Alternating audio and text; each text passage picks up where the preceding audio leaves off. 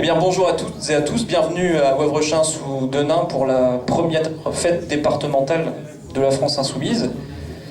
Et bienvenue ici dans ce lieu qu'on a appelé l'espace Allende. Alors il y a deux espaces, il y a l'espace Allende où vous aurez aussi après-midi un débat avec Hugo Bernalicis, Sophie Roser, Hugo Bernalicis et Théophile Malo, pardon, qui parleront de géopolitique, l'Europe de la sécurité, l'Europe des frontières, etc. Et puis vous aurez un autre espace dehors, l'espace Rosa Luxembourg, où Adrien et Sophie Roser débattront de la stratégie de la France Insoumise et maintenant le peuple. Donc ce sera juste derrière, dans l'espace central au milieu du village militant. Et merci d'abord, je pense qu'on peut les applaudir, à tous les militants du Valenciennois, du Donésie, du pays de Saint-Amand, de Condé, etc., de tout le sud du département, qui ont travaillé à cette fête depuis quasiment un an, puisque au départ elle devait avoir lieu au mois de mai, cette fête, le 26 mai, mais pour cause de marée populaire, ça a été reporté le 22 septembre, qui est une date assez importante, puisque on a fêté l'anniversaire de la Première République, hein, la bataille de Valmy, Première République, donc c'est une date, c'est la journée mondiale pour la paix aussi, donc c'est une date quand même qui tombe plutôt bien, cette date du 22 septembre, en plus le temps pour l'instant est avec nous. Ce premier débat ce matin, cette table ronde, on voulait la centrer sur les luttes, parce que nous sommes un mouvement qui entend être au contact et en lien étroit avec les luttes, et donner à voir aussi ce que les lutteurs, voilà, les syndicalistes, les associatifs peuvent faire, les lanceurs d'alerte peuvent faire sur leur territoire. Et voilà, on voulait donner une agora, une tribune un peu libre ce matin à des syndicalistes que je vais vous présenter. Donc à ma gauche, vous avez Cédric Brun, que ceux qui habitent dans le Valenciennois et même un peu plus loin connaissent. Cédric, il est, tu m'arrêtes si je dis des bêtises, il est toujours responsable CGT à PSA ici dans le Valenciennois. Au niveau national aussi, tu occupes des responsabilités. Il pourra donc nous faire un peu le bilan, le point de ce qui se passe aujourd'hui au sein de l'industrie automobile plus généralement. C'est un combat ça concerne l'emploi, ça concerne l'environnement, ça concerne plein de problématiques qui sont liées et que nous lions, nous articulons dans notre programme L'avenir en commun. Donc il nous fera un petit bilan de la situation, des tensions sociales, des perspectives ou des non-perspectives de l'industrie automobile, comment on peut aussi mettre en place une industrie automobile qui sera durable et qui va aller vers des transformations. Et puis, Maxime Savot, donc, qui lui est aussi un local, puisqu'il il travaille à Try-Saint-Léger, chez Valdune. Il est responsable CGT aussi, et Maxime, je l'ai invité parce qu'on l'avait rencontré au moment des élections législatives l'année dernière, et il a mené une lutte victorieuse avec ses camarades, et donc c'était intéressant quand même d'inviter quelqu'un qui a gagné, parce que souvent nous on se plaint dans notre camp qu'on n'a que des défaites ou qu'on participe qu'à des défaites. Là je me dis, pour une fois, là, on va aussi montrer quelle est la méthode, comment ils se sont organisés, donc il nous racontera un peu l'histoire de comment il a avec ses amis monté cette section, et puis arriver à obtenir une victoire à l'échelle de l'entreprise, mais qui a eu après des conséquences finalement sur l'organisation de l'entreprise derrière.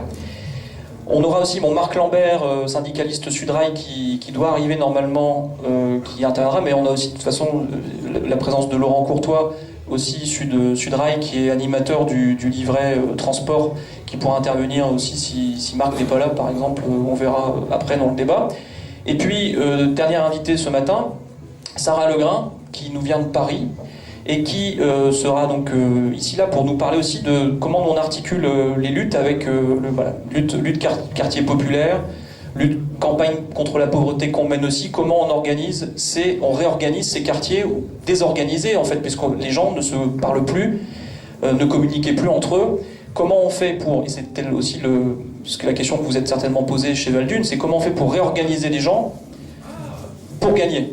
Parce que nous, à la France Insoumise, nous croyons aussi au mérite de l'organisation. Si on n'est pas organisé, on ne gagnera pas. Donc là, on pourra aussi parler de ça avec Sarah. Comment on va essayer, nous, au niveau de la France Insoumise, de réorganiser des secteurs entiers de la société qui étaient désorganisés par le libéralisme, le capitalisme. Voilà, je parle beaucoup, donc maintenant je vais céder la parole. J'espère que je n'ai oublié personne. Sarah est aussi donc oratrice nationale donc, de la France Insoumise, je l'ai déjà dit, je crois. On aura un temps de questions-réponses également, et après donc, on aura un temps de repas. Vous pouvez manger sur place ici, il y a une buvette. L'espace buvette et restauration se situe en face de la scène qui est située là-bas à gauche. Donc sans plus tarder, je vais d'abord passer peut-être la parole à Maxime ou à Cédric. Cédric veut commencer sur PSA. Merci. Bonjour à toutes et à tous ceux que j'ai pas eu l'occasion de saluer. Bon, pas facile d'ouvrir le débat parce que c'est vrai qu'il y a énormément de sujets, mais moi j'aimerais articuler un petit peu mon intervention sur la violence du système, parce qu'aujourd'hui on a face à nous des oligarques qui détiennent un peu tous les cordons de la bourse et qui font subir un petit peu leurs lois. Et ça doit nous faire réfléchir plus globalement. C'est pour ça que l'idée c'est vraiment d'élargir, de discuter tout secteur d'activité et toutes tendances confondues et voir un peu comment on subit, c'est vrai, et comment on peut combattre ce système et cette violence. PSA, je crois que de ce point de vue-là, ils sont vraiment à la pointe parce que tous les accords de compétitivité et tous les mauvais coups qu'ils mettent aux travailleurs, à chaque fois, c'est eux qui mènent la barque et qui montrent l'exemple à donner à l'ensemble du patronat. Vous savez, PSA, c'est un groupe milliardaire. Ils croient que c'est les milliards, et vous allez voir qu'à chaque fois, c'est pareil dans toutes les boîtes. C'est ils en ont jamais assez, quoi.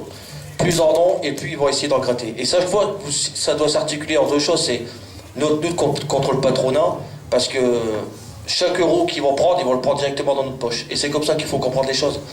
Aujourd'hui, il ne faut pas essayer de se dire le capitalisme, il faut le combattre de façon modeste, essayer d'arranger les gens. Non. L'attaque, elle est brutale depuis des années, et c'est à nous de construire un petit peu comment on voit les choses et comment on peut changer cette société. Comment, c'est un sujet très très vaste, et puis je pourrais passer 3 jours à vous raconter un petit peu ce qui se passe chez nous. Pour articuler un peu cette violence, je voudrais vous parler de Rémi. Peut-être que vous avez suivi ça dans l'actualité. Rémi, c'est un intérimaire, comme des milliers d'autres en France, comme des centaines chez PSA, avec des salaires au ras des pâquerettes, 1200, 1300 euros, avec des contrats à la semaine, avec des conditions de travail déplorables, les plus dures, et qui a subi un accident de travail extrêmement grave il y a quelques semaines, en revenant des congés. En fait, il donnait un coup de main à un collègue de travail et il a été écrasé par une charge d'1,5 tonne. Alors évidemment, la question qu'on peut se poser, c'est comment il va aujourd'hui. Il va mieux. Je peux vous dire que son pronostic vital était plus qu'engagé au moment de l'accident. Et je vais vous expliquer un peu comment on a articulé notre lutte. On a face à nous une entreprise du CAC 40 qui est responsable de centaines d'accidents, de toute façon tous les ans, par l'intensification du travail. Parce qu'aujourd'hui, la vraie question, c'est si ces jeunes ils sont exploités, ils sont autant blessés, c'est parce qu'il y a une accélération du travail. Cet accident, il est arrivé quelques jours après que Carlos Tavares, le PDG du groupe Peugeot, monsieur 10 000 euros par jour, est venu sur le site en disant « Vous n'avez pas les moyens de faire la production, c'est pas grave, vous allez doubler cette production sans aucun moyen supplémentaire. » Donc évidemment, vous savez bien comment nos dirigeants procèdent. On écrase la masse salariale, on met la pression, et voilà qu'arrivent les accidents très graves, très très graves. Aujourd'hui, on est face à une entreprise du CAC 40 qui est en train de cacher les preuves, en train de faire en sorte que la famille n'ait pas les éléments nécessaires pour pouvoir faire voir les droits de Rémi, à tel point qu'ils ont commencé par dire bah Rémi, il n'y avait rien à faire là, il n'était pas son poste de travail. Vous voyez ça. Plus en passe était meilleur. Après, ils ont essayé de camoufler les preuves. Ils ont essayé de faire en sorte que le Caris, qui lui aussi était une victime, témoigne contre Rémi, ce qu'il a fait. Pour finir, au début, il a dit je travaille avec lui. Et puis après, manipulation, puis pression de la direction, c'est bah, je sais pas ce qu'il faisait là, je l'ai pas vu. Bon. Vous voyez un petit peu l'affaire, comment évolue. Et nous, c'est comment on a accompagné la famille face à ça. Parce que dès que l'accident a eu lieu, on les a appelés, on a dit attention, ça va pas se passer comme vous croyez. Vous avez en face des gens qui sont prêts à tout, qui ont beaucoup d'argent, beaucoup de moyens. Et il a fallu organiser la lutte autour de ça. Le site de Valenciennes, ici, qui est pas loin, hein, à une quinzaine de kilomètres, il produit les bottes de vitesse pour l'ensemble du groupe PSA. Aujourd'hui, c'est une entreprise qui est malade et qui souffre et qui a du mal à produire, et des salariés qui souffrent, parce qu'on a un groupe Peugeot qui mène une politique terrible, drastique contre les prix et contre les emplois. Ce qu'on peut dire, c'est que cette entreprise va mal parce que c'est le capital qui veut que cette entreprise va mal. C'est-à-dire qu'on presse tellement les coûts, on baisse tellement les effectifs qu'ils sont en train de casser l'outil de travail et un peu généralement la société. Parce que quand même on le sait, ce qui fait qu'aujourd'hui les gens se trouvent bien dans la société, c'est que on a une vie de famille et puis on a un travail. Et quand on a un travail qui va bien, ça va bien. Quand une de ces deux bases va beaucoup moins bien, notamment le travail, on va mal. Et on a beaucoup de salariés aujourd'hui qui ont beaucoup de difficultés. Donc nous, notre rôle, c'est, une fois qu'on a fait les constats, c'est pas de dire ça va être dur, comment on va faire, c'est comment on s'organise. Donc les syndicats ont toute leur place, mais je crois qu'aujourd'hui en France, le syndicalisme, il est malade aussi. Il est malade aussi parce que, comme un peu toute la société, on a malheureusement des élites qui aujourd'hui ne comprennent plus bien les revendications, ne comprennent plus bien comment coordonner les luttes, ou alors plus grave, vont même à l'encontre de ces luttes. Vous savez, moi je fais partie de ceux, notamment la CGT, puisque je suis à la CGT, qui combattent un petit peu notre confédération avec Philippe Martinez, qui aujourd'hui est complètement à la ramasse sur les questions d'emploi, sur les questions de société, et qui mène clairement une lutte interne contre ceux qui ont décidé de bouger ces lignes. Parce que, vous voyez, toutes les déclarations qui sont faites, toutes ces luttes épisodiques, c'est-à-dire une manif tous les 6 mois ou tous les 3 mois, après on rentre à la maison, ça va mieux, c'est une machine à perdre. Et c'est une machine à perdre depuis des années. Le grand tournant, même si c'était avant lui, c'était les grandes grèves contre les retraites en 2010, que Bernard Thibault a fusillé. Parce que quand nous, on était sur les barricades en train de bloquer les routes, et on allait gagner, ils étaient au point de céder, qui dit au journal de 20h de TF1, on n'est pas là pour bloquer l'économie du pays, c'est là qu'on a perdu. Et depuis ce jour-là, on est une machine à perdre. C'est-à-dire que moi, je fais partie d'une génération où on n'a jamais rien gagné. Sur les grands enjeux de société, que ce soit la retraite, que ce soit la nationalisation des grands moyens de production, etc., on n'a rien gagné. Parce que la CGT, aujourd'hui, il faut le dire, hein, elle prend une ligne qui est absolument pas celle qu'il faudrait prendre. Je crois que ce qu'il va falloir s'atteler aujourd'hui, c'est la bataille des idées. C'est comment on explique aux travailleurs changer la société et comment s'organiser pour la changer. Parce qu'il ne suffit pas de dire, bon, voilà, épisodiquement, je vais aller voter pour l'un pour l'autre. C'est une partie de la solution, mais ça ne fait pas tout. Parce qu'aujourd'hui, vous avez des centaines de travailleurs dans les entreprises qui ne votent plus, depuis des années, parce qu'ils ne comprennent plus. Ou alors qui votent pour les mauvaises personnes. Vous le savez, on parle là du Front National, et on sait que ceux qui votent pour le Front National dans les entreprises, ils sont très nombreux. Mais ils sont encore plus nombreux dans les endroits, notamment du bassin minier, où toutes les grandes entreprises ont fermé. Parce qu'on le sait, quand il y a des bases syndicales fortes, il y a une éducation syndicale qui se fait, et le combat contre l'extrême droite, il est un peu naturel, il est normal, et on a des systèmes de formation. Et là où la population est abandonnée, notamment où l'emploi est sabordé, où il y a beaucoup de chômage, et c'est là que le Front National est très très fort. Donc voilà, c'est un petit peu les bases qu'il faut jeter aujourd'hui dans ce débat. Bon, je vais essayer de ne pas être un peu lourd, j'étais un peu sur toutes les directions, mais l'idée c'est qu'on puisse aussi en discuter, puis répondre un petit peu à vos interrogations. Et sur ce constat qui est un peu triste, on a quand même des victoires. Alors c'est pas des grandes victoires, mais il y a des mobilisations. Il y a des salariés qui y croient encore. Et croyez-moi, quand on a la force des salariés, quand on a la masse en face, ils n'ont pas été du CAC 40, croyez-moi, ils font pas long feu. Voilà.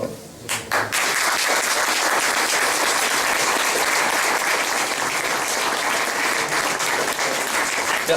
Alors, au niveau des questions, peut-être qu'on va les garder pour la fin. Je pense. Alors, l'importance de réorganiser effectivement, puisque là où l'extrême droite gagne et où l'abstention gagne, c'est des territoires aussi où il n'y a plus d'organisation sociale forte par le travail, mais aussi par le plaisir. C'est des territoires qui se désagrègent au niveau des groupes sociaux, et donc c'est vrai que rien que réorganiser dans l'entreprise, ça montre qu'il y a des collectifs qu'on peut recréer, parce que le libéralisme, pendant des années, qu'est-ce qu'il a dit? C'est que le collectif, c'était l'abandon de la perte de l'individu. S'engager dans un parti ou un syndicat, c'est ce que disaient tous les libéraux, c'était perdre son identité. Il ne fallait pas s'engager dans un parti ou dans un syndicat. Mais justement, ça fait la transition avec ce que Maxime va nous raconter, c'est comment lui, ils ont recréé, c'est ça, hein, une section, dans une boîte où il n'y en avait plus, et au final, ça a payé. Donc je vais lui laisser la parole tout de suite. Bon, bonjour à tous, Maxime Savot. Donc, je suis à Val-d'Une depuis maintenant plus de 10 ans. Donc je vous dis déjà d'avance, je suis un peu moins bon orateur que Cédric, qui a plus l'habitude que moi d'intervenir dans des congrès ou autre chose. Moi, comme ça, autant devant de personnes, c'est la première fois. Donc à la base, c'était mon délégué syndical, Benjamin François, mais il s'excuse devant vous qu'il ne peut pas être ici aujourd'hui. Donc je m'excuse pour lui. Alors, moi je suis à Val-d'Une depuis maintenant 10 ans, comme je vous ai dit. Quand je suis arrivé, j'étais ni syndiqué, je n'étais comme ça en intérim. Et j'ai remarqué qu'il y avait une section syndicale, on peut la nommer, la CFDT, qui était ici, et qui était dans les manches un peu du patron. Et plus les années avançaient, donc au bout de 2-3 ans, nous on se rendait compte que petit à petit, on commençait à perdre pas mal de pouvoir d'achat à Val-d'Une. Donc on s'est fait racheter la première fois en 2006 par GHH, un groupe allemand. Donc voilà, hein, comme les grands actionnaires, ils sont venus chercher le savoir-faire. Ils n'ont pas réinvesti dans la société. Nous, on a du savoir-faire, hein, bien sûr, mais ils ont réinvesti tout est parti dans les poches des actionnaires. Et après, ils nous ont lâchés du jour au lendemain. Donc on a été en redressement judiciaire, tout ça, on a failli fermer boutique. Et là, il y a un groupe chinois qui est venu, donc Massil, donc toujours pareil, un grand actionnaire. Je pense que ça doit être la deuxième plus grande société d'acier au monde. Donc il y a de l'argent. Donc du coup, ça recommence. Et là, nous, on s'est dit avec les camarades, donc avec Benjamin, tout ça, il y avait déjà une section syndicale CGT qui était créée, mais en perte de vitesse. Un peu comme il disait Cédric, voilà, on était en perte de vitesse à Val-d'Une, donc plus personne n'y croyait. Et la CFDT était déjà là depuis plus de 15 ans, donc on était la CFDT. Donc on était un peu, on va dire, la tête dans les chaussettes. On a commencé à se soulever, à faire le tour des ateliers, tout ça. On a essayé de reprendre la lutte. Donc nous, voilà, moi je suis jeune syndicat, hein, ça fait même pas 6 ans, 7 ans que je suis dans le syndicat CGT. On a pris sur le tas. On est avec l'USTM aussi, on est parti de l'USTM, on a fait des congrès, je suis jamais intervenu, c'est la première fois que j'interviens ici. Et on a continué, on a fait le travail de fourmi, comme on dit, dans les ateliers, on est parti dans la direction aussi, parce que le fief de la CFDT c'était la direction. Du coup on est parti aussi dans les bureaux, ateliers, on est parti vers la direction, tout ça, on a commencé à discuter avec tout le monde. Et en 2017, les élections de syndicats au niveau de Val-d'Une ont eu lieu. Et à la surprise générale, pas notre surprise parce que nous on pensait vraiment la gagner, mais bon, c'était toujours la CFDT, donc on avait un peu peur que le patronat soit avec lui, qu'il y ait des magouilles.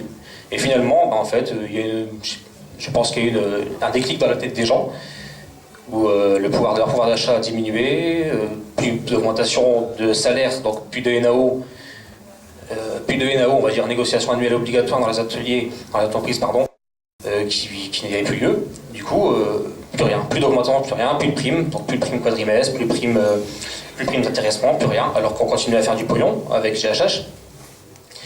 Et du coup, en 2017, on a gagné les élections, donc à la grande stupeur du patronat, de notre direction, parce que je crois que j'ai le patronat, bon, c'est la direction.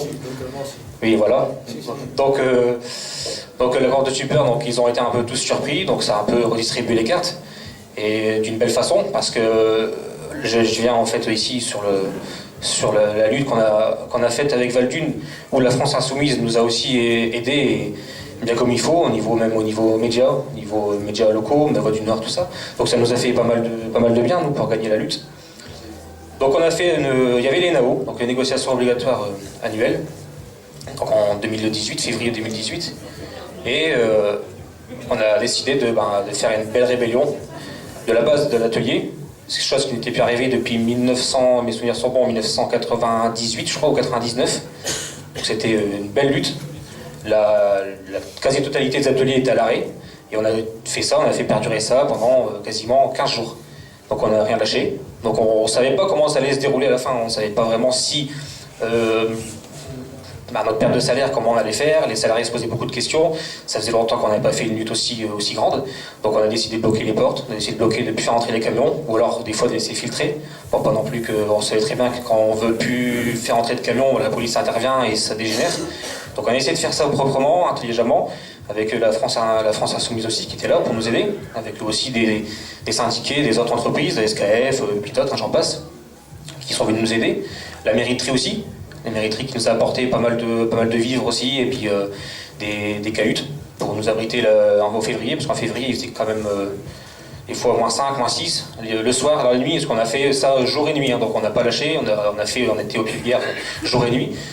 Et puis finalement, c'était toujours les mêmes négociations, hein, donc c'était des clopinettes. Ils nous proposaient, si je suis gentil, c'était du 7 € brut par mois, en plus sur les salaires. Donc c'était des pacotis, quoi, on n'a pas voulu, on a résisté, jusqu'à finalement obtenir jusqu'à 35, voire 40 € pour certains, ça dépend des catégories, j'en passe, après c'est en interne à Val-d'Une, donc j'en passe, 35 à 40 € net, sur la fiche de paie, donc pour toute cette année, renégociable jusqu'en février 2019, renégociable, au prochain février, donc 2019, et ce ce qui est super, c'est aussi que les camarades, tous les salariés, hein, c'était pas forcément des syndiqués, hein, on a même vu aussi des syndiqués d'autres sections qui sont venus nous rejoindre. Ce qui est pas mal, c'est qu'on a réussi à se faire payer et ne perdre pas d'argent du tout en fait. Donc nos 15 jours de grève ont été quasiment payés par la direction. Ils avaient vu dans notre regard que on était déterminés, qu'on avait fait venir des élus locaux, on était intervenus dans les médias, qu'on n'était pas prêt à bouger. On a fait passer le week-end, on est revenu. On n'était pas débuté une 3e semaine, et ça, je pense qu'à mon avis, ça trompe pas. Dans le regard des gens, je pense que quand on a vraiment, des fois, on en a marre et qu'on a envie de lutter jusqu'au bout, je pense que le patron, à un moment, le voit, ça. Et je pense que c'est ça qui a fait le déclic. Parce qu'au bout de 15 jours, il pensait qu'on allait s'essouffler, on ne s'est pas essoufflé, on a dit de toute façon, c'est soit maintenant on fait la lutte, on essaye de redresser un peu la tête, ou alors, on va tous mourir un petit feu, et puis dans 2-3 ans, on aura plus de boulot. Ils vont prendre tout le pognon, ils vont le dégager comme GHH. Donc du coup, on a dit, bon allez, on y va. On a dénoncé pas mal de choses en réunion, donc on a dénoncé aussi pas mal de... Parce qu'en fait, on faisait beaucoup de sacrifices au niveau atelier, donc pas mal de gens qui se sont fait un peu mettre à la porte, d'une façon un peu... voilà quoi, c'est... Bon, j'en passe. Et pas beaucoup en haut, en fait, pas beaucoup de la direction. On s'est dit, bon, ça fait maintenant 4 ans, 3 ans que MACIL est là, et pourquoi maintenant on tape toujours sur ceux du bas et pas ceux du haut? On a dénoncé des gens. Et encore une victoire, comme tout à l'heure je disais à Julien, la victoire c'est que ils ont commencé à s'attaquer maintenant, les actionnaires chinois, à la direction aussi. Donc directeur général, là au mois d'avril ici, licencié, directeur RH aussi licencié, et directeur industriel licencié. Donc ils ont tous mis des gens à la porte, et maintenant c'est qu'une seule personne qui dirige la société Valdune, que ce soit en tant que RH, bien sûr, ils ont pris un juriste pour faire le boulot du RH, parce qu'avec ce qui va se passer avec les syndicats, bon ça je n'ai pas développé, mais ça va être aussi, je pense, un gros coup de poignard pour les syndicats. Du coup, je pense, et puis qu'à un moment donné, comme Cédric disait, si on a la détermination dans les ateliers, dans les travailleurs, et qu'on est tous ensemble, la lutte on la gagne, parce que nous on l'a gagnée, ça fait quand même plus de maintenant 10 ans, voire même 20 ans, qu'il n'y avait pas eu de lutte aussi grande à Valdune. On a réussi à couper en gros, nous, comme on dit à Valdune, la tête du serpent. Donc tous les grands patrons qui étaient là depuis 25-30 ans et qui faisaient toujours la même stratégie industrielle, la même politique. Donc pour nous, c'est une victoire. On espère qu'en le ONAO 2019, on n'aura pas à refaire cette lutte et qu'ils auront compris et qu'on aura tout de suite gain de cause. De toute façon, les luttes, on en aura toujours, ça c'est sûr. Mais voilà, donc c'était un peu mon témoignage. On est démarré un petit syndicat et maintenant on est syndicat majoritaire à Valdune depuis, ça ne s'était pas arrivé depuis maintenant plus de 15 ans. Donc nous on a gagné une lutte, on espère en gagner d'autres. Et puis voilà, donc je remercie aussi la France Insoumise et puis tous les camarades CGT et autres qui nous ont soutenus pendant cette lutte. Voilà, merci à vous d'avoir écouté.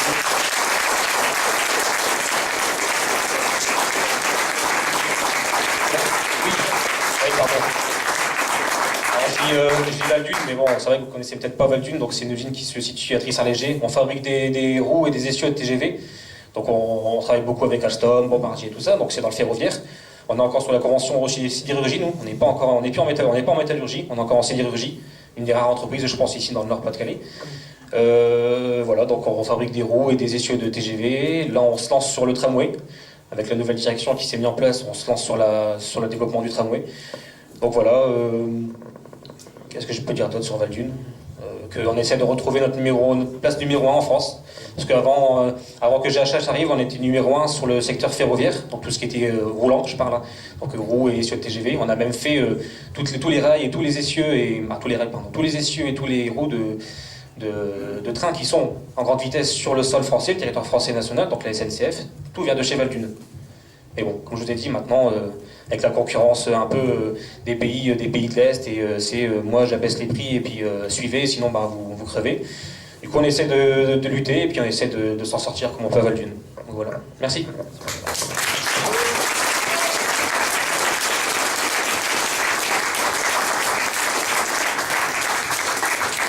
Bien, alors on va garder les questions parce que tout ce que les témoignages soulèvent sont aussi des problématiques. Alors comment on s'organise pour gagner des luttes, mais aussi comment on va faire aussi pour demain permettre à un appareil industriel en France de continuer à exister, à se développer tout en étant durable. d'inscrire nous ce qu'on propose dans une planification écologique, mais comment on fait pour que justement l'Europe ne soit pas un champ de lutte et de concurrence. Comment, on pourra avoir un débat après, mais aujourd'hui en Europe il n'y a pas de politique industrielle coordonnée. Et bon, et le fait de ne pas avoir de politique industrielle au niveau européen, c'est aussi une politique. Le fait de ne pas avoir de politique. Et c'est aussi organisé, cette absence de politique de coordination industrielle au profit de l'industrie allemande, puisqu'on en parlera ici. Il y avait des entreprises locales comme Vallourec qui étaient en concurrence avec des sites allemands de leur propre entreprise. Ça l'Europe laisse faire par contre, que les entreprises s'auto-cannibalisent là-dessus. On en parlera au niveau du débat, je pense que sur l'industrie, l'organisation de la lutte, il peut y avoir des questions. Je présente notre dernière intervenante. Alors, faire le lien, on peut le faire, puisque là on a parlé de réorganiser les salariés dans l'entreprise, de réorganiser les citoyens. On parlait de quelques années de citoyenneté d'entreprise dans l'entreprise. C'est tout à fait ça, réorganiser un syndicat. Et là, Sarah Legrain, donc oratrice nationale de la France Insoumise, qui va nous parler justement de comment nous, au niveau de la France Insoumise, on a mené une campagne pour essayer via une campagne de lutte contre la pauvreté, de réorganiser des pans entiers de la société qui étaient plus actifs, actifs dans la citoyenneté, comme par exemple les quartiers populaires, mais je n'en dis pas plus, je la laisse se présenter et elle a la parole. Merci Julien. Merci. Vous m'entendez bien? C'est bon. Merci à vous. Ce que vous avez dit, j'ai essayé de réfléchir aussi à comment faire des liens. Comme je le disais à mon voisin, moi quand j'entends PSA, ça m'émeut tout de suite parce que j'ai beau venir de Paris, comme beaucoup de profs parisiens. Je travaille en région parisienne et j'enseigne à Aulnay-sous-Bois. Et en enseignant à Aulnay-sous-Bois, je vois au quotidien non seulement les problématiques de pauvreté, j'y reviendrai, mais le lien avec la casse industrielle et avec des familles qui sont profondément marquées par le chômage, par des années de défaites industrielle et de SAP. Donc ce lien-là, je le fais au moins comme ça, parce qu'on est aussi tous à la France Insoumise ou engagés dans nos syndicats ou dans nos façons de lutter. On est tous des personnes qui sont ancrées aussi dans des expériences professionnelles, de quartier, etc. Et pour ce qui concerne les campagnes menées par la France Insoumise, je pense que leur premier enjeu, c'est justement d'être toujours en train de faire le lien entre ce qui existe comme lutte, être en soutien à ce qui existe comme lutte, et être un soutien par la participation à ces luttes, mais aussi par le développement d'un discours de lutte et d'un discours politique sur les luttes. Et puis finalement aussi, c'est ce qu'essaye de faire la France Insoumise à sa façon, ne pas séparer finalement les champs en étant finalement du côté de ceux qui feraient des prescriptions politiques et puis en laissant à d'autres le soin de se battre sur le terrain. Donc je crois que c'est ça l'esprit en fait qui guide les différentes campagnes que peut mener la France Insoumise. Alors moi je suis oratrice notamment de la campagne pauvreté, mais je vais vous parler aussi de la campagne quartier populaire qui est en train de démarrer et qui pour moi a un lien très fort avec la première. Alors, qu'est-ce qu'on essaie de faire à travers des campagnes? On essaie d'entraîner, de mener des luttes politiques. C'est-à-dire déjà de porter des axes politiques. Et nous, notre responsabilité, c'est la politisation d'un certain discours. Par exemple, si je prends l'exemple de la pauvreté, je pense qu'il n'y a pas besoin de... Alors vous savez que la France Insoumise a choisi la lutte contre la pauvreté, mais même la campagne En finir avec la pauvreté comme la première de ces campagnes nationales à mener, dans le cadre d'une convention nationale. Alors pourquoi je pense que tout le monde voit bien l'urgence, les 9 millions de pauvres, tout le monde voit bien les différentes formes que prend la pauvreté dans le pays, le sentiment que la pauvreté c'est plus du tout l'idée d'une catégorie de la population marginale, etc. C'est bien un phénomène qui s'ancre très profondément dans notre société, un phénomène d'appauvrissement qui touche beaucoup de catégories différentes de la population, qui touche à beaucoup de questions. Et toutes ces questions, on doit les articuler politiquement. Aujourd'hui, il y a un discours sur la pauvreté qui est un discours totalement dépolitisant. La pauvreté, c'est soit serait une espèce de chose naturelle, ou alors une espèce de chose accidentelle. Les gens ont vécu des accidents de la vie, alors ils sont tombés pauvres. Je cite Macron, alors il tombe pauvre, et alors Macron se demande comment ça se fait qu'il reste pauvre. Oui, c'est vrai qu'avec ce genre d'analyse, on se dit comment on fait pour remonter quand on est tombé. Et puis avec cette espèce de vision, ou alors pire, la vision que quand même quand on est pauvre, on l'a peut-être un peu cherché. D'ailleurs, on va peut-être plutôt que aider les pauvres à survivre, on va peut-être quand même demander aux pauvres, s'assurer qu'ils font quand même tous les efforts qu'il faut pour trouver un travail qui n'existe pas en France. Voilà, je vous le résume très vite, mais c'est ça le discours de Macron sur la pauvreté. Le plan pauvreté l'a complètement confirmé, en mettant de façon complètement indécente la somme des 8 milliards, je pense que tout le monde l'a entendu, sur toutes les ondes, en la mettant sur la table, genre 8 milliards sur 4 ans, c'est 2 milliards par an pour les pauvres, c'est moins que ce qui est consacré aux riches par an, très très largement moins. Et puis c'est sans compter tout l'argent qu'on économisait sur le dos de ceux qui ne touchaient pas leurs droits. C'est un vrai phénomène, c'est-à-dire que tous ceux qui seraient éligibles au RSA et qui ne le touchent pas, et c'est en général 5 milliards que l'État se met dans les poches sans le dire. Donc voilà, il y a un discours qui est un discours des politisants sur la pauvreté, et nous, notre responsabilité, c'est de faire le lien à la fois entre toutes les formes vécues de la pauvreté, c'est-à-dire signaler que la pauvreté, ce n'est pas que de la pauvreté monétaire. La pauvreté, c'est le fait de ne pas accéder à une alimentation saine. La pauvreté, c'est le fait de ne pas accéder à des soins. La pauvreté, c'est le fait de vivre dans des logements insalubres. La pauvreté, c'est le fait d'être une femme seule avec un enfant dont on ne sait pas comment assurer la garde si on veut travailler en même temps.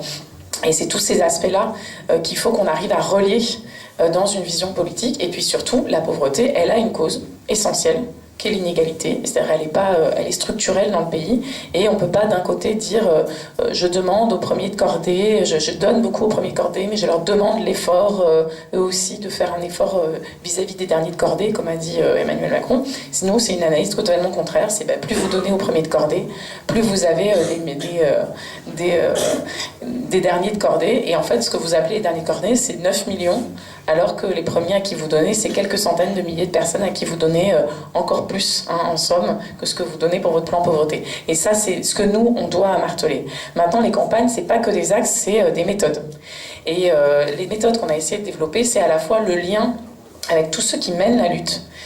Et notamment, alors dans le cadre de la campagne pauvreté, c'est beaucoup avec les associations, ça va se mener beaucoup avec les associations, notamment les associations de chômeurs et précaires, qui sont parfois, qui ont des représentations syndicales aussi, mais qui se battent beaucoup aussi sous la forme d'associations et de collectifs, avec tout plein de types d'acteurs de terrain, et finalement... c'est une des caractéristiques, c'est de mener ce dialogue-là. Et je pensais justement, en vous entendant, je pense que ça peut être un sujet de discussion aussi. Par exemple, il y a eu aussi du point de vue du lien, du travail commun et du dialogue commun avec des syndicalistes. Il y a le projet GMS, je ne sais pas si tu vas en parler, de la proposition de loi des GMS, qui est typiquement une activité de la France Insoumise. Alors là, c'est partir d'une lutte, du soutien à cette lutte, et après pousser les salariés à dire mais en fait, votre lutte, elle vous permet de porter une loi, en fait. Votre cas, il est emblématique de la destruction du tissu industriel, il est emblématique de la mise en concurrence au niveau européen et de la nécessité d'un protectionnisme. Il est emblématique du sort qui est fait aux sous-traitants et de la façon dont on s'organise. Voilà. Et voilà, maintenant, c'est des syndicalistes qui ont rencontré l'ensemble des groupes parlementaires pour faire leur proposition de loi. Et c'est la France Insoumise qui s'est mise au service de ces syndicalistes, non seulement dans la lutte, mais aussi dans l'aide, l'accompagnement pour cette loi, et puis aussi dans le fait de pouvoir à terme la porter. Donc ça, c'est le dialogue. C'est aussi des méthodes d'implication citoyenne. Donc vous le savez, dans le cadre de la campagne pauvreté, on a mené notamment des caravanes d'accès aux droits. On a aussi fait des caravanes santé. Les caravanes santé, elles permettent aussi aux gens de s'exprimer sur leur situation. Je suis en train de dépasser complètement le temps, c'est ça tu me dis non, c'est bon. Elles sont voilà, les caravanes santé. Moi, ce qui m'a frappé dans l'expérience des caravanes santé, c'est que c'est pas des lieux où on dispense des soins. C'est quelque chose qui est interdit. Les médecins n'ont pas le droit de dispenser évidemment des soins dans un contexte qui est un contexte politique, etc. Ça fait partie de leurs engagements de médecins. Mais par contre, d'entendre ce que les gens attirent sur leur santé. Et en fait, quand vous parlez dans les quartiers populaires de santé avec les gens, ils vous disent moi, mon médecin le plus proche, il est à 3/4 d'heure de bus, et puis j'ai pas les sous pour me payer. Et puis puis en fait, moi, la pharmacie, puis mon médicament, il n'est pas remboursé, etc. Et en fait, les gens ont énormément de choses à dire. Et par exemple, vous allez avoir dans les quartiers populaires des gens qui vont vous parler de la bouffe dégueulasse qu'ils mangent. Et vous allez vous rendre compte que parler du bio, c'est pas du tout parler à des bobos, parce qu'en fait, il y a bien conscience chez les pauvres que eux, on leur donne, excusez-moi l'expression, mais de la merde à bouffer, quoi.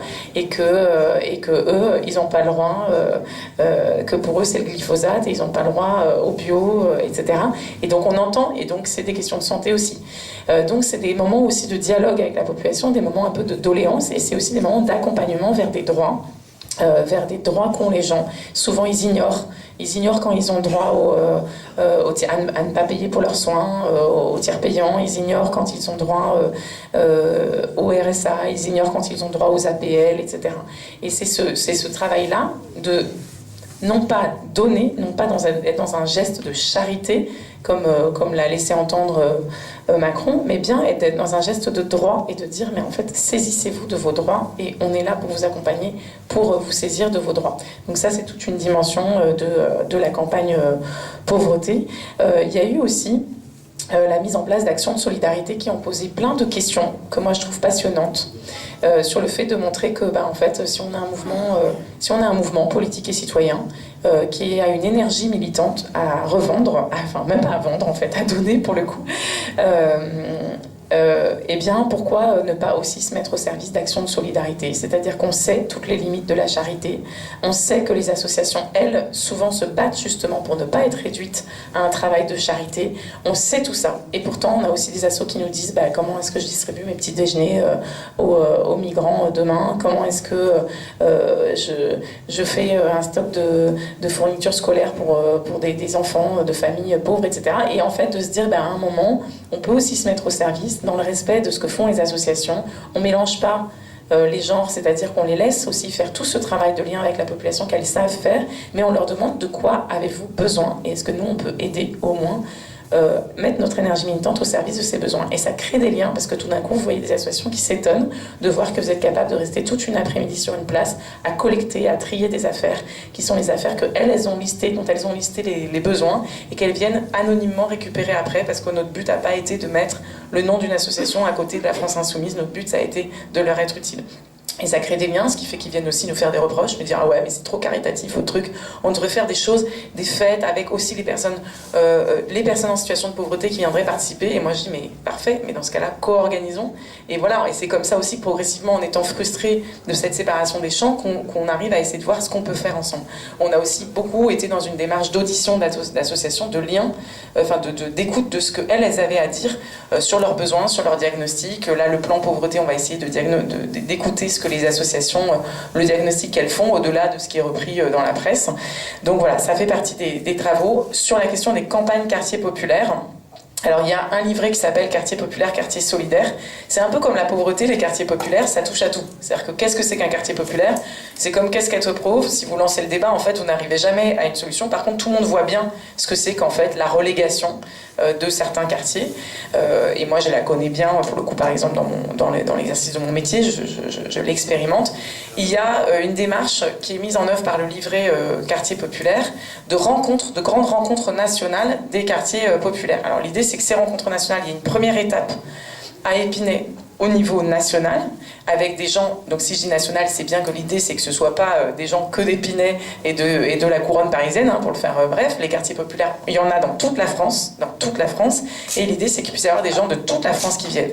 Et l'idée c'est pas des insoumis qui sont venus écouter, ça c'est très bien, mais c'est plutôt des têtes de réseau, des gens qui sont actifs dans leur quartier, des associatifs qui ont des choses à dire sur ce qui existe comme modalité de solidarité, de résistance dans les quartiers, qu'ils soient insoumis ou non, mais afin qu'ils aient quelque chose à porter dans ces rencontres et que se produisent progressivement des propositions émanant des quartiers populaires. Et donc l'idée c'est qu'il y ait des réunions locales partout en France avant. Donc la réunion nationale c'est le 18 novembre à Épinay, à laquelle évidemment tous ceux qui veulent seront conviés en essayant de mettre l'accent sur le fait que ce soit des gens qui aient apporté des paroles collectives de réseaux, de collectifs, d'associations, mais avec l'idée aussi qu'on peut porter la parole de choses qui se sont faites localement. Mettons ici par exemple, dans un quartier populaire, vous faites une réunion avec avec les gens du coin, avec les gens qui agissent dans le coin, avec celui qui se bat pour encore faire du foot avec les gosses, avec celle qui se bat pour aller faire un système de solidarité pour les courses pour les vieilles personnes ou je ne sais quoi, et les entendre porter leurs propositions et leur proposer après d'aller eux-mêmes à Épinay, soit qu'à Épinay, soit porter ce qu'ils ont dit lors de ces rencontres nationales et ce qu'ils auront dit localement lors des rencontres locales. Donc je voulais le signaler, vous recevrez des informations là-dessus, mais je pensais utile de faire le lien avec ça. Je pense qu'il y aura beaucoup de choses à faire, à mon avis, dans tous les quartiers de France et notamment ici. Voilà.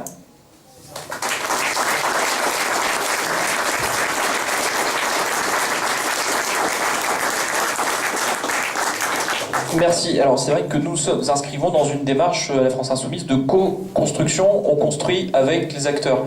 Pendant longtemps, les programmes politiques sont tombés du haut, mais on n'arrivera pas à avoir un programme populaire si notre programme il est construit par un petit groupe en haut. Il faut que ce soit aussi un outil qui est co-construit avec des associations, des syndicalistes, des associations contre là ici sur la précarité.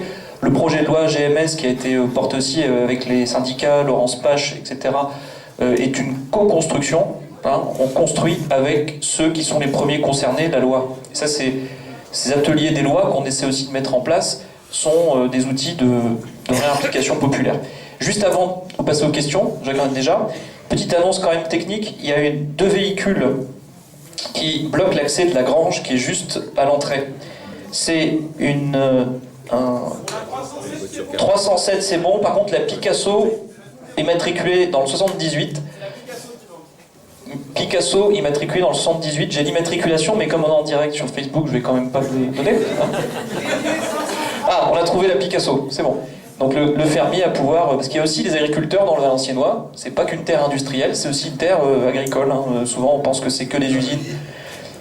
Et ben non, c'est aussi un territoire qui est à l'image de la France hein, dans cette diversité. Sans plus tarder, peut-être des questions donc sur comment on s'organise. Ouais, alors préparez vos questions, comment on s'organise, comment on peut aussi parler d'industrie, comment on fait une industrie durable, voilà. Avant vos questions, la parole rapidement à Laurent Courtois qui représentera ici donc Sudrail et le livret, surtout transport, qui va nous parler un peu aussi des liens entre les luttes et le travail du livret justement. Tiens. Et après on passera aux questions, je vais prendre les inscrits. Oui, bonjour à toutes et à tous. On sort d'une lutte à la SNCF qui a été dure, qui l'est toujours, parce que notre direction est revancharde et instruit en ce moment des dizaines de conseils de discipline à l'encontre des grévistes. On se mobilise, ça commence à bouger, on les a fait reculer sur déjà 3 cas. Où la copine et les copains étaient menacés de radiation des cadres, c'est-à-dire mis à la porte de la SNCF, où on a fait reculer la direction grâce à des regroupements de collègues. Et actuellement, les niveaux de sanctions sont, comme par hasard, quand il y a une mobilisation en train de descendre. Il y a encore un copain où c'est plus difficile parce que son cas est emblématique et qu'il fait partie d'un service qui va être touché par des restructurations bientôt. C'est un des plus actifs dans son service et lui, je pense qu'ils vont vouloir faire un exemple. Donc on va vous appeler bientôt à la rescousse pour pouvoir aller le défendre. C'est un copain du Nord qui travaille dans un atelier. Et lui, je pense qu'ils vont essayer de le mettre dehors. Voilà. Sur la répression syndicale, il n'y a pas que chez nous que ça arrive. Hein. Il faut le savoir. Moi, je fais partie de ce qu'on appelle l'espace des luttes à la France Insoumise. On est plusieurs à en faire partie ici.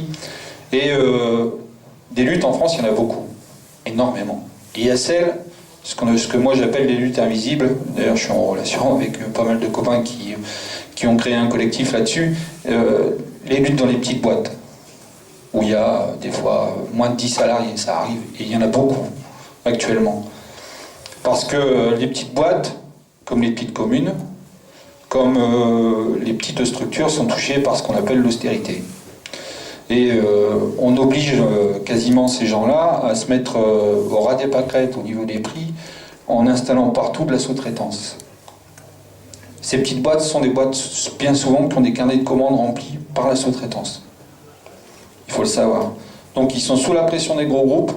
Et à la SNCF, nous on est bien passé pour le savoir parce que je travaille dans un domaine où on renouvelle des voies de chemin de fer Et chez nous, la sous-traitance, c'est pas qu'un mot, c'est des lots complets, des millions d'euros qui sont dépensés pour des entreprises privées, qui foutent la pression à d'autres petites entreprises. Et nous, on essaie de rentrer avec Sudrail dans ces entreprises-là pour créer des sections syndicales. Et croyez-moi, c'est pas facile. C'est pas facile du tout. Il y a, pour mettre en lien avec ce que tu disais, Sarah, il y a aussi des travailleurs pauvres dans notre pays. De plus en plus.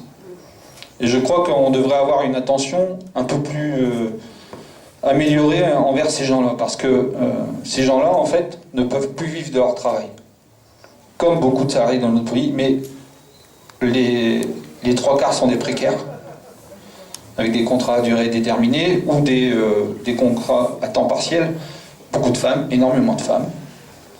Et je crois qu'on devrait, en ce moment, on va attaquer une campagne européenne, parce que ça, au niveau européen, c'est quelque chose qui est un des grands marqueurs de la société allemande, qu'on nous présente toujours comme un modèle, où il y a énormément de travailleurs précaires, avec des contrats de 1, 2, 3 jours des fois, et où il y a énormément de pauvreté aussi. Il y a 12 millions de pauvres en Allemagne.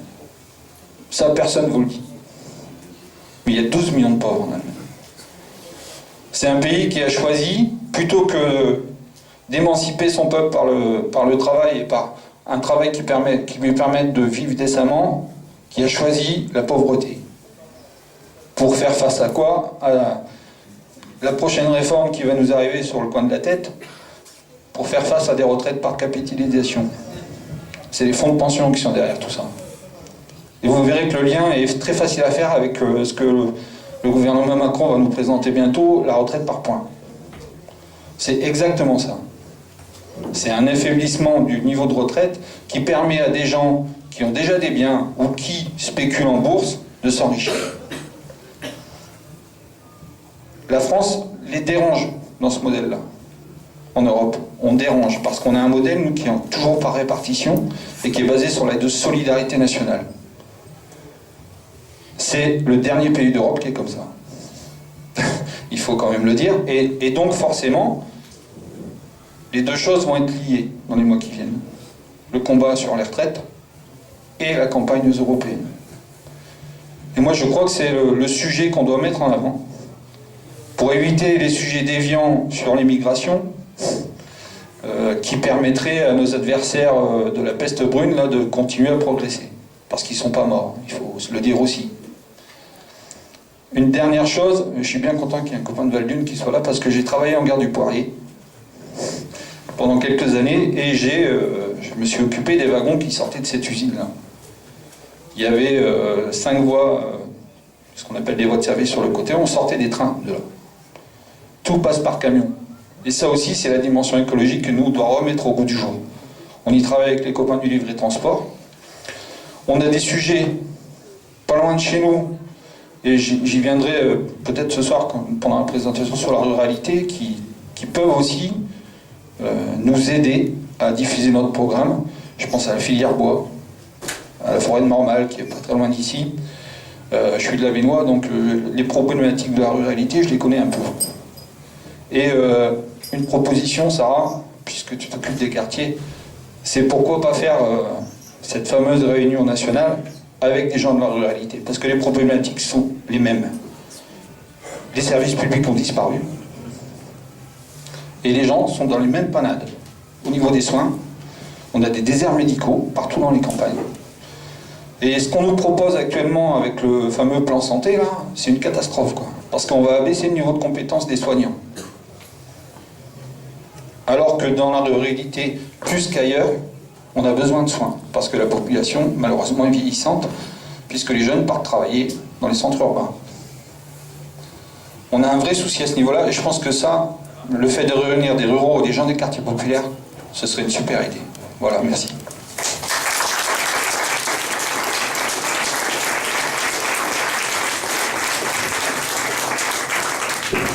Eh bien, voici maintenant venu le temps des questions. Alors, il y avait 2 questions, ici et là. Donc, rappelez vos prénoms quand vous intervenez. Vincent. Vincent, oui, donc Vincent. Non, en fait, moi, je ne sais pas ce que c'est que le projet GMS, désolé. Donc, c'était juste pour voilà, avoir cette précision pour comprendre. Ok. Je vais reprendre 2 questions comme ça. Vas-y, Vincent.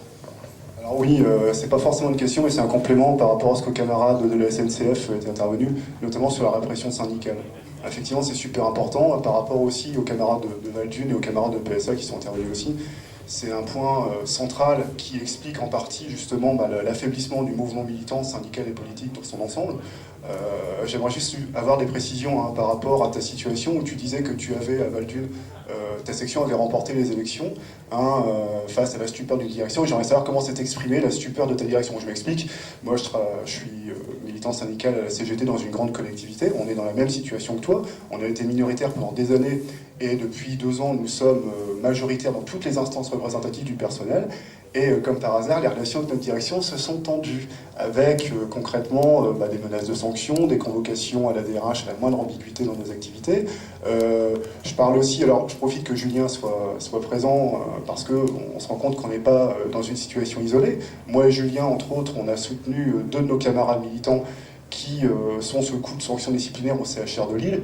Pareil, même situation que nous, ils étaient minoritaires pendant des années, ils sont devenus majoritaires et bizarrement, les relations avec la direction se sont tendues.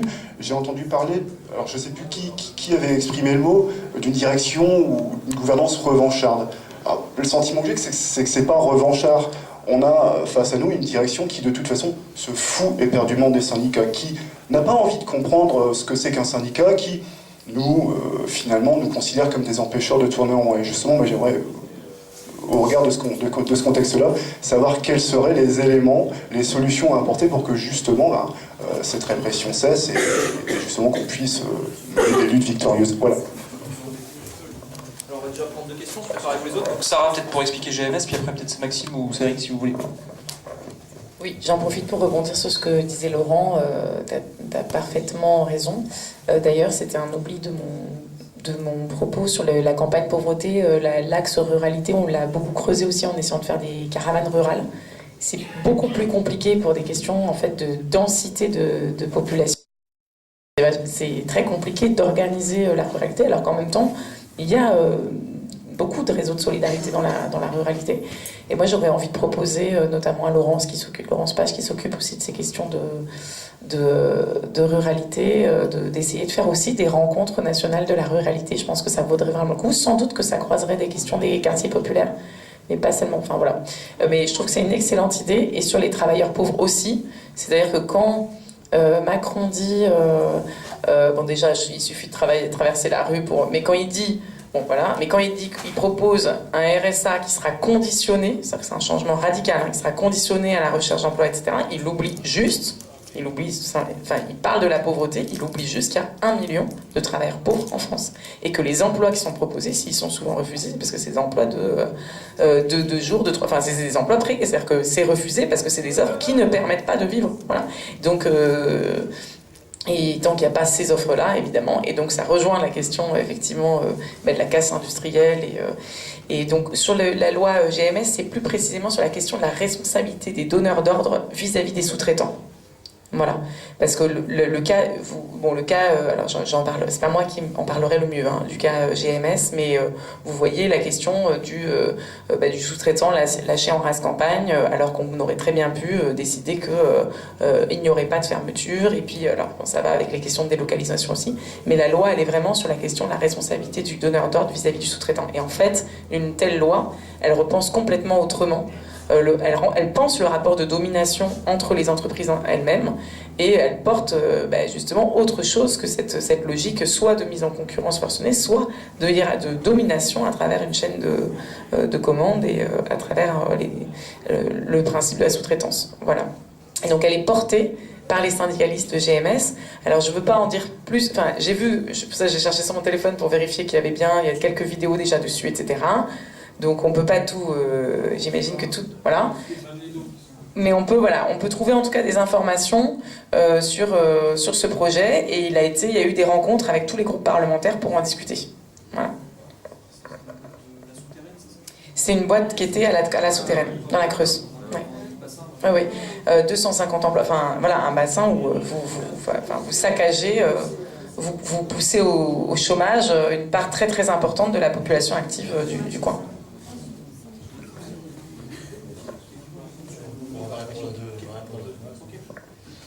Sur GMS, le programme sur la pauvreté, je ne le connais pas forcément bien, mais c'est GMS, c'est PSA qui l'a coulé. Hein. Le premier donneur d'ordre, c'était eux. Et on était en relation avec la CGT de là-bas, et pour avoir en CCE les éléments qui leur permettaient de lutter, on a eu face à une direction qui, dès le départ, avait décidé de la couler et qui allait au bout. C'est-à-dire qu'aujourd'hui, vous avez des entreprises donneurs d'ordre qui ont toute l'attitude de vie ou de mort, et le gouvernement, aujourd'hui, il va de concert, quoi. Malheureusement, quand on est dans une lutte comme ça pour la survie, on sollicite beaucoup les pouvoirs publics.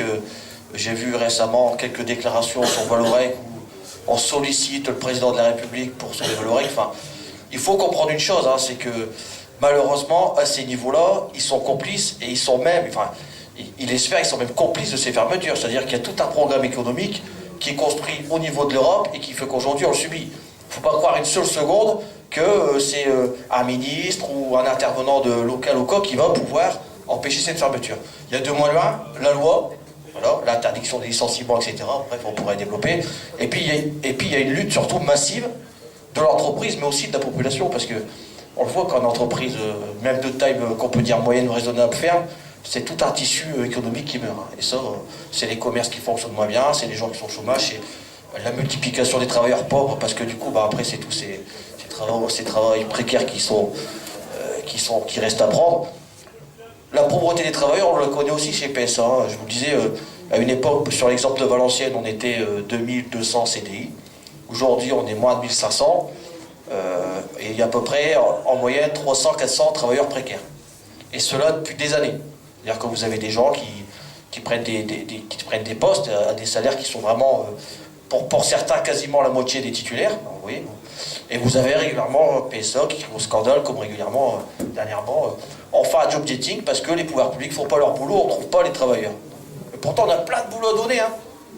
C'est nous, on est des gens bien, on a plein de boulot à donner. Hein. C'est super, regardez, venez travailler, on ne trouve personne. Non, mais ils sont en train d'user complètement les salariés, parce que vous avez des gens, ça fait 4 ou 5 ans qu'ils exercent à ces postes sans jamais pouvoir être embauchés. Bon, bref. Mais c'est le vrai problème aujourd'hui du travail en France, et de la flexibilité, et du grand drame des travailleurs précaires. Hein. Vous avez des gens, ça fait des années, qui ne peuvent pas acheter leur maison, qui ont une voiture pourrave pour aller travailler parce que ils ne peuvent pas avoir de crédit.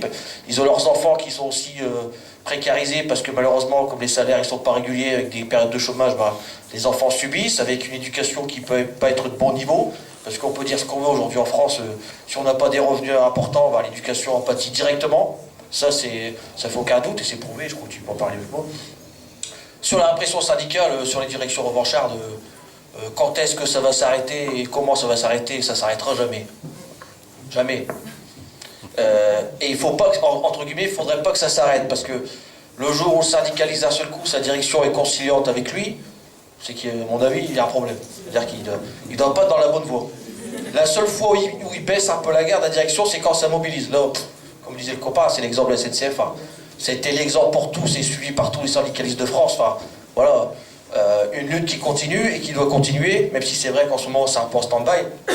Parce que nous, dès le départ, on n'a eu aucun doute. Macron, en s'attaquant à un secteur comme la SNCF, les plus durs et les plus organisés, savait que derrière, s'il arrive à gagner, pour nous, c'était la misère. Hein. Parce qu'en gros, il disait que si j'écrase la SNCF, derrière, tous les autres, ils vont s'allonger. Et moi, je le dis sans détour, on a vu aussi et je l'ai suivi, peut-être tu seras d'accord ou pas avec moi, mais on a suivi aussi les interventions de la CGT et un petit peu comment ils ont mené le combat. À mon avis, il y a eu une erreur un peu stratégique, quoi. Voulu, pas voulu. Très sincèrement, quand on a une attaque d'une telle violence, étendre un calendrier de lutte, franchement, c'est pour gagner, il fallait faire ça, pour perdre, il fallait faire ça. Bon, bref, je le dis sans détour et on est nombreux à le partager. Maintenant, nous, on n'était pas à l'intérieur, on ne pouvait pas forcément mesurer le niveau de mobilisation, mais j'imaginais qu'il y avait la vapeur pour construire quelque chose de puissant très vite. Bon, bref, peut-être le camarade en parle, mais même si c'est un autre débat. Nous, les procédures de licenciement, les sanctions, c'est normal, c'est devenu, malheureusement, c'est devenu régulier. Ça veut dire qu'on est dans le bon, quoi. Ça veut dire que la direction, elle flippe et qu'elle perd la bataille des idées. Parce que la direction, avant de sanctionner, elle essaie d'envoyer ses syndicats maison, elle essaie d'envoyer les cadres pour essayer de gagner la bataille des idées dans la tête des travailleurs. Et quand elle ne la gagne pas, parce que forcément, il n'y a pas que des cons, hein, les gens ils comprennent, ça sanctionne, ça frappe, et surtout, ça essaie à travers ça essaie de montrer, de prouver faussement aux travailleurs qu'en fait, que les militants, ils sont là, c'est un petit peu des casseurs de boîtes, si on continue à les laisser faire, s'ils sont majoritaires, l'usine va fermer, rendez-vous compte, si vous les mettez aux responsabilités, c'est vous qui allez créer la fermeture de votre boîte. Enfin, ça, c'est des discours qui sont réguliers, quoi. Sauf qu'à un moment donné, là, ils sont arrivés tellement loin dans un niveau de violence économique que les travailleurs, malheureusement, ils voient aujourd'hui que la seule issue, ça va être la lutte. Alors, c'est pas facile, tous les jours, c'est même très compliqué, mais il faut leur expliquer qu'il n'y a pas d'autre issue, quoi. Votez pour nous, il faut nous donner les manettes pour pouvoir diriger le CHSCT, les CE, enfin les CSE, etc., pour pouvoir avoir la main économique sur l'entreprise. Mais après, ça ne suffit pas. C'est comment on construit la lutte et comment on met un rapport de force durable. Le reste, en fait, c'est... Voilà. Et on est encore dans la bataille des idées. Bon, moi, j'ai des copains de Valtune qui est à côté de moi ici, bon, c'est des bons camarades, ils sont un peu modestes et tout, mais ce qu'ils ont gagné comme lutte, enfin, c'est un truc de fou, quoi. Je crois que le CE de la CFDT, ça faisait 30 ou 40 ans le CE du CFDT depuis 40 ans. C'est le patron, il y avait, voilà, la lutte qu'ils ont menée, enfin, elle était exemplaire, quoi. C'est des copains qui ont mené une lutte sans expérience de la lutte et sans avoir aucune idée de comment l'organiser. Ils se sont dit, bon, on y va, on ne se pose pas de questions. Hein. Et puis cette lutte, ils l'ont gagnée. Et je peux vous dire que les tauliers qu'ils ont en face d'eux, les Chinois, là, ils s'étaient pas trop habitués à ce qu'on leur résiste, quoi, parce que ils arrivent en France, c'est les grands princes, on a investi des milliards, mais qu'est-ce qu'ils nous font, là? On nous avait dit qu'ils bougeraient jamais, on nous avait promis que la France était un pays de moutons. Macron nous avait promis qu'il allait les écraser et que ça allait vite régler. Non mais Macron, il sait très bien que la France, c'est pas l'Allemagne, c'est pas l'Angleterre. Si on a une culture de lutte, c'est le Conseil national de résistance. C'est tout ça, quoi, et c'est notre histoire. Et puis bah nous, voilà, en France, des fois on peut se dire, bon là c'est un peu mort, là on n'y arrivera pas, on n'a plus le rapport de force, les syndicats baissent. Non, non, non. Je peux vous dire que du jour au lendemain, le baril de poudre, il suffit d'une étincelle, hein, ça peut partir très très vite. Mais ce qu'il faut être très prudent, c'est, on entend souvent, il faut une révolution, il faut que ça se soulève, c'est quel est le contenu de cette révolution? Parce que vous avez vu, hein, on en parle souvent, en ce moment, les discours ils sont pas très bons, quoi. C'est l'immigration, c'est tout ça. Donc c'est pour ça, je reviens toujours sur l'idée, c'est la bataille d'idées, c'est comment on la gagne et comment on montre la voie aux travailleurs. Puis bah, les patrons, voilà, ils sont revanchards, ils cognent, bah oui, c'est normal qu'ils cognent. Hein. De toute façon, c'est une lutte, hein. La lutte, c'est comme un sport de combat. Hein. Quand en France il frappe plus, c'est qu'il y a un problème. C'est que voilà, c'est comme ça, c'est tout. Tu veux dire un mot?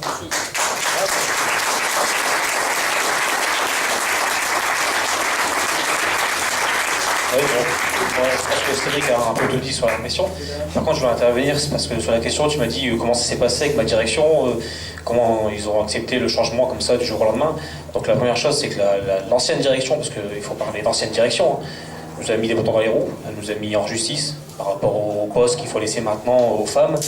C'est pas évident de trouver une femme dans le syndicat, la parité homme-femme, voilà, dans le syndicat. Donc maintenant, donc nous on a présenté une femme, il en fallait deux. Bon, et nous on a dit, bon voilà, on a fait une campagne, on a fait une campagne officielle, on a donné des tracts, on a diffusé ça à la direction, partout. On a trouvé qu'une femme. C'est tout, on a demandé, et finalement ils ont perdu. Ils ont perdu la CFDT et la direction, parce qu'ils étaient deux contre nous, hein, sur ce coup-là. Pour être précis, ils contestent les élections. Ils contestaient les élections, voilà, exactement, c'est tout. En gros, donc du coup, voilà, c'était la première pique sur notre syndicat, sur notre majorité, et bon, ils ont perdu, c'était la première fois que ça passait, parité homme-femme, ça passait au tribunal, en tout cas ici, et ils ont perdu. Donc et ensuite, ça s'est, il y a eu des, voilà, hein, comme je disais, comme Cédric, je ne vais pas revenir sur ce qu'il dit Cédric, c'est toujours pareil, c'est une lutte avec la direction, qui sont toujours derrière, en gros, là j'ai parlé franco, mais derrière notre cul, quoi, en disant qu'est-ce que tu fais, tes heures, comment les poser, ceci, cela. Bon, nous maintenant on n'a plus rien à apprendre d'eux, même si on est des jeunes syndicalistes, mais on sait comment faire, on se renseigne, on a repris un cabinet qui s'appelle le cabinet d'Apex à Lille, on a repris ce cabinet-là, ils nous conseillent, on se fait former petit à petit, et puis voilà, on apprend aux échanges avec notre syndicat et puis les élus locaux.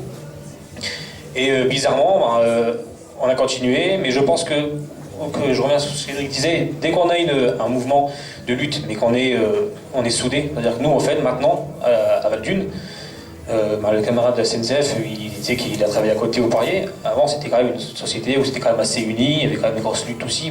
C'est du temps de... Je suis pas connu, moi, mais bon, on va dire mes ancêtres étaient là, l'usine Nord, tout ça, donc c'était des grosses luttes. Et maintenant, on a retrouvé cette... comment dire ça, je peux... la solidarité à Valtune. Et on a continué les luttes, on a continué à faire des réunions, on a continué à dénoncer ce qui se passait avec la direction.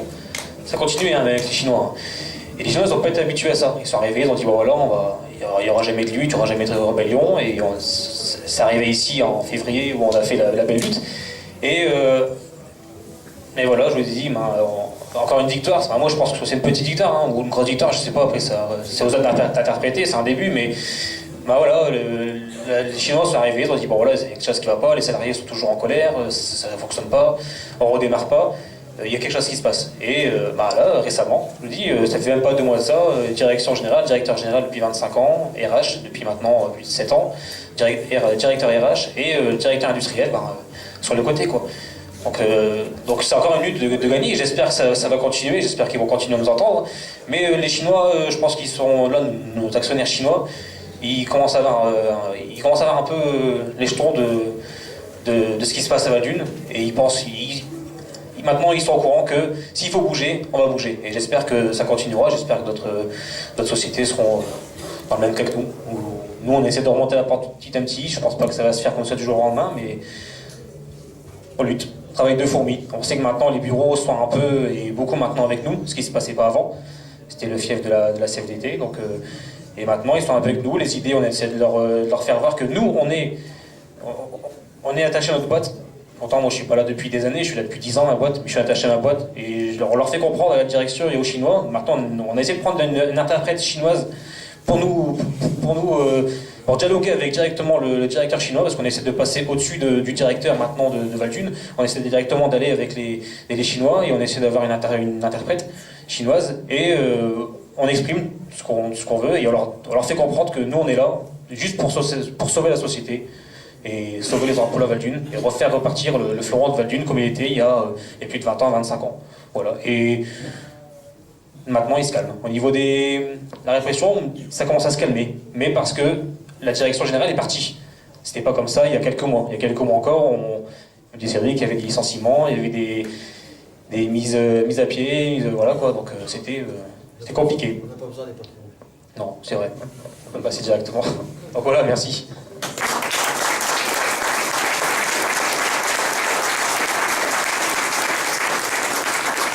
Donc il y avait des questions ici, là, et là, non c'est bon, une question ici, alors on va encore avoir, je sais pas, 5-6 minutes de questions, après il y a le temps du repas qui est ici à l'extérieur. Buvette, restauration sur place, vous pouvez faire un petit tour aussi après dans le village militant qui est à l'extérieur pour voir les associations présentes, vous les verrez par vous-même. Je passe la parole tout de suite aux questions, on en fait encore quelques-unes. Ouais, bonjour, je suis de Mont-Saint-Barreul, pour ceux qui à côté de Lille.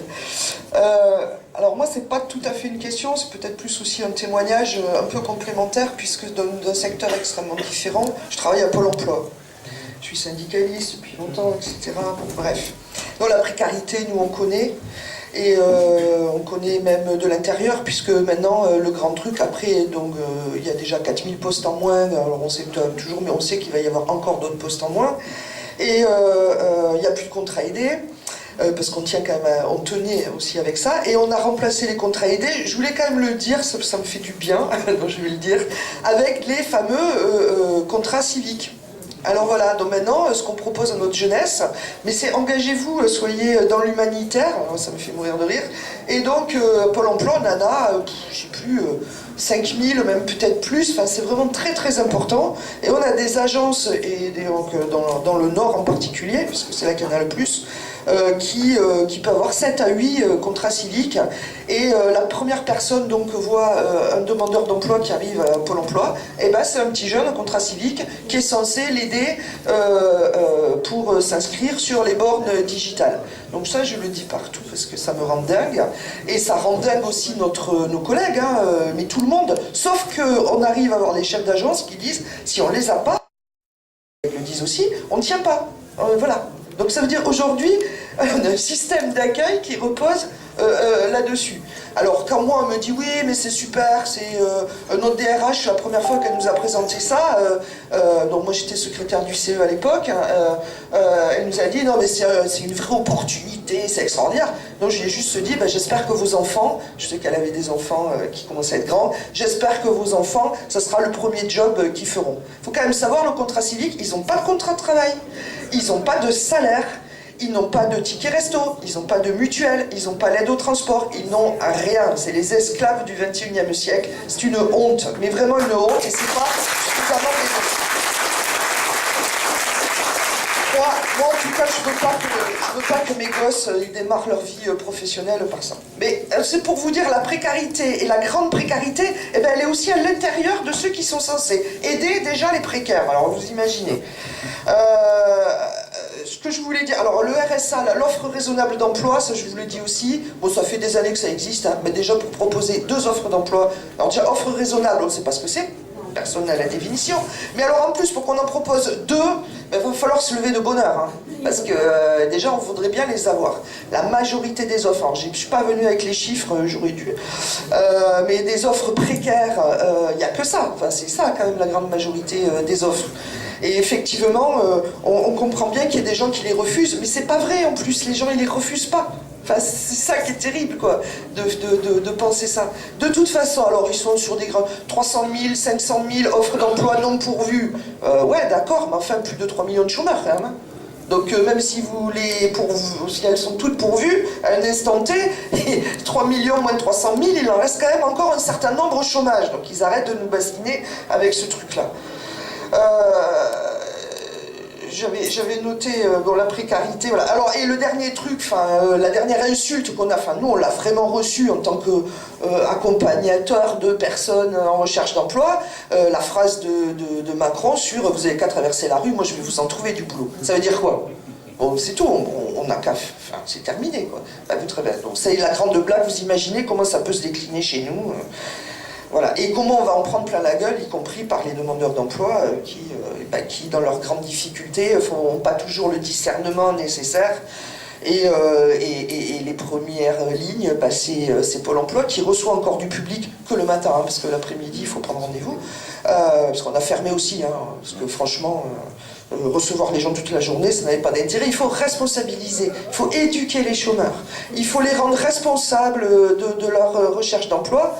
Et évidemment, là, ce qui ressort, c'est le spectre de « quand on veut, on peut », à travers la phrase de Macron, hein, il suffit de traverser la rue, et donc vous êtes responsable de votre propre situation de chômage. Et donc tout ce qu'on vient de dire, le CAC 40, les sous-traitants, etc., tout ça pour eux, voilà, c'est... Et en plus ça passe quoi dans l'esprit des gens. On voit les chômeurs en détresse. Les gens ils pensent qu'ils sont responsables de cette situation de précarité, enfin de leur propre situation. C'est ça qui fait plus mal. Et c'est aussi pour ça qu'on n'arrive pas à mobiliser les gens. Ça fait des années qu'on partage avec les assos de chômeurs. C'est très très compliqué. C'est très dur. Voilà. Et alors après, je veux aller très vite. Un deuxième truc que je voulais dire, on pourrait être quand même au syndicat, etc. Bon, comme tu disais, j'ai pas retenu ton prénom, hein, donc toi tu es à la CGT, moi je suis à la FSU, parce qu'à Pôle emploi on fait aussi un syndicat qui fait partie de la FSU, même si on n'est pas éducation nationale. C'est très très compliqué, moi je suis comme toi, moi les grèves, une fois tous les 3 mois, tous les 6 mois, ça n'a aucun sens. Et on est en train de s'apercevoir à travers les témoignages, et les petites luttes là, que vous disiez, on le sait quoi, voilà, c'est là que ça se passe la lutte. Et du coup, on a nos grandes centrales syndicales qui ont l'air d'être complètement déconnectées, sauf que c'est eux quand même qui donnent le là, aussi de grandes mobilisations. Et c'est eux qui vont parler au gouvernement. C'est pas nous, c'est pas les petits là dans leur coin, qui font ce qu'ils peuvent. Donc je sais pas, là je pense que la France Insoumise elle a quelque chose à faire.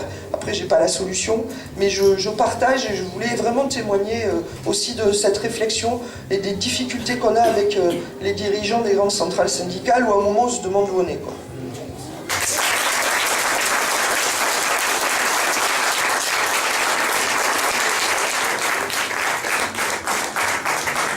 Bien. Y a-t-il encore des questions? Peut-être. On peut en prendre une ou deux, peut-être. Après, une ou deux encore, puis après on ira... Parce que j'entends des gens qui commencent un peu à avoir faim. C'est nourrissant tous ces débats, mais aussi il faut qu'on aille se revigorer un peu. Laurent, as-tu une remarque? enfin, pour répondre à Cédric là, sur la stratégie des grandes centrales, on a tranché l'affaire, nous, à Sudrail, depuis le dernier conflit. Ce sera une reconductible ou rien. Voilà.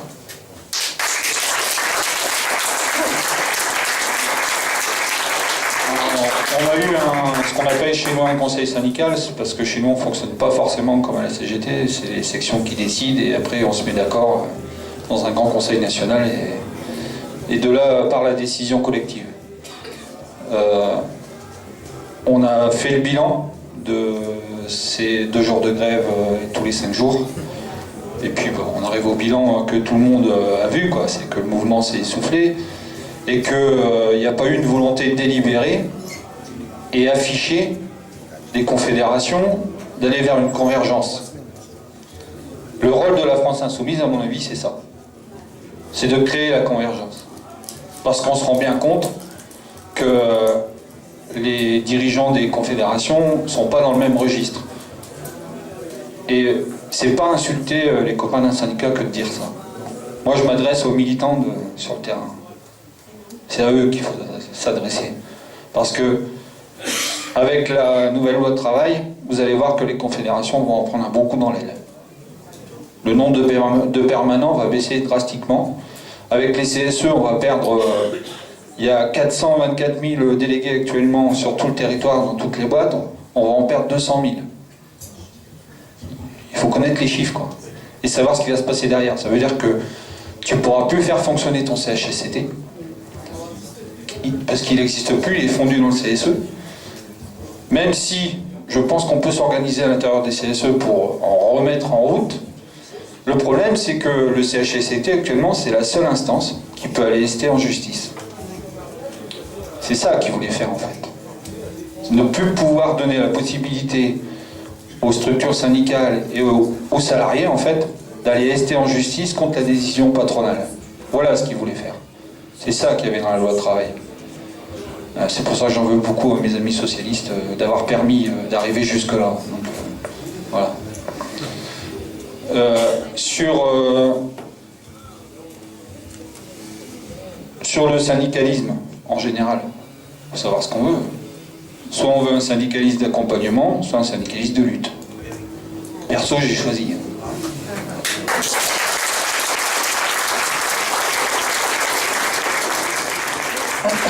Et une dernière remarque, c'est sur l'attachement aux entreprises, à son entreprise. Tu as tout à fait raison. Les salariés sont attachés à leur boîte. Simplement, actuellement, ils ne peuvent plus vivre décemment de leur boulot, quoi. Et l'attachement, quand c'est comme ça, quand tu ne peux plus vivre décemment de ton travail, faire vivre ta famille, te payer quelques vacances de temps en temps, et puis même pour certains, ne plus pouvoir manger à ta faim tout le mois, ça devient compliqué derrière. Et c'est ça qu'ils veulent faire. Nous empêcher, nous réduire à ça. À ne plus aimer la boîte, à ne plus aimer notre boulot. Aller au boulot en traînant les pieds. Et ça aussi, c'est le rôle aussi du syndicat. Celui qu'on a perdu dans les entreprises. Moi, j'ai connu des syndicats, des syndicalistes qui venaient te voir. Ça va pas. Quand ils voyaient qu'il y avait un copain qui allait pas bien, ils allaient le voir. Les délégués. Quitte des fois à prendre sur leur temps personnel. Parce qu'on n'avait pas assez de temps pour le faire. J'ai connu ça. Même à la SNCF, tu vois.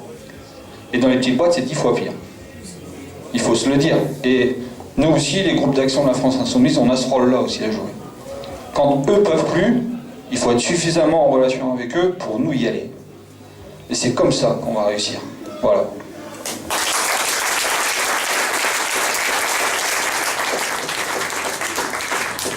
Sarah, tu voulais rajouter un mot? Vas-y. Juste une minute recrutement. Voilà, donc n'hésitez pas à venir me voir, me donner vos adresses pour qu'on puisse travailler ensemble. Je pense en particulier la copine qui travaille à Pôle emploi. Enfin, ce serait très précieux ce que tu as à nous dire. Ce serait très précieux dans le cadre du livret éradiquer la pauvreté. Et voilà, ou si vous avez envie, ou sur la question des quartiers populaires, enfin, vous venez me dire. Et puis après, moi, j'essaie de vous mettre en relation avec les personnes qui peuvent vous aider ou dans le cadre du livret, de vous inclure dans l'équipe. Voilà, parce qu'on a toujours besoin de bras pour continuer le travail.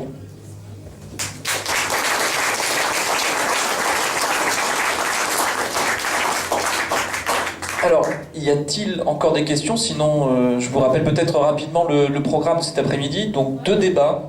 Donc, à 13h30, on commencera peut-être un petit peu après 13h30, ici, dans l'espace Allende, qu'on a appelé l'espace Allende ici. Le débat avec Hugo Bernalicis, député du Nord, et Théophile Malo, secrétaire national du parti de gauche, mais aussi animateur, co-animateur du livret sur les questions internationales. L'Europe, quelle politique internationale, quelles frontières, quelle sécurité, etc. Ce sera un peu le débat de cet après-midi ici dans l'espace Allende. Et à 13h30, vous aurez dans l'espace Rosa Luxembourg, qui est juste à l'extérieur, Adrien Quatennens, député du Nord, et Sophie Roser, oratrice nationale et responsable d'un livret, il me semble aussi, d'un groupe de travail sur l'Europe, qui interviendront sur la stratégie et maintenant le peuple que nous essayons de construire au niveau européen, c'est-à-dire avec Podemos, avec le Bloco de Esquerda, avec toute une série de partis en Europe du Nord aussi, pour construire demain, parce qu'il va y avoir les élections européennes au mois de mai aussi. D'ailleurs, je suis embarqué dans l'aventure aussi avec plusieurs camarades également. Donc il faudra un groupe voilà, de lanceurs d'alerte, un groupe offensif pour servir de rempart face à cette désorganisation que l'Europe veut mettre en place dans nos économies et dans nos sociétés. Donc ça, ce sera un peu le débat. 2 espaces, il faudra choisir. Hein, dilemme, donc là, choix citoyen, vous pourrez faire en toute conscience et éclairé après avoir bien mangé. Dernière remarque. Vas-y. Oui. Il n'y a pas Georgi Kuzmanovic. Alors, oui, je tiens à excuser Georgi qui... Il est en service commandé, donc il est, je peux le dire, je crois, au Royaume-Uni, puisque c'est le congrès du Parti travailliste, où il accompagnera donc Jean-Luc Mélenchon, qui est invité là au congrès la semaine, demain, aujourd'hui et demain. D'où son absence, et donc je tiens à l'excuser. Et il est remplacé avec brio par un des personnes qui travaillent avec lui aussi sur le livret, donc Théophile Malo, qui nous parlera en particulier de l'Europe de la défense. Hein, comment c'est lié d'ailleurs aux questions industrielles également, puisque dans le Nord-Pas-de-Calais, on avait une boîte, Sambre-et-Meuse, qui travaillait pour la défense et qui a été coulée c'était à Aumont, non, c'était pas Aumont, c'était à Fény. On est allé les soutenir avec Aurélien Motte, qui peut-être va être là aujourd'hui après-midi, donc il pourrait vous en parler, mais voilà, donc industrie, défense, Europe, tout est lié, on va essayer de faire ça aussi après-midi.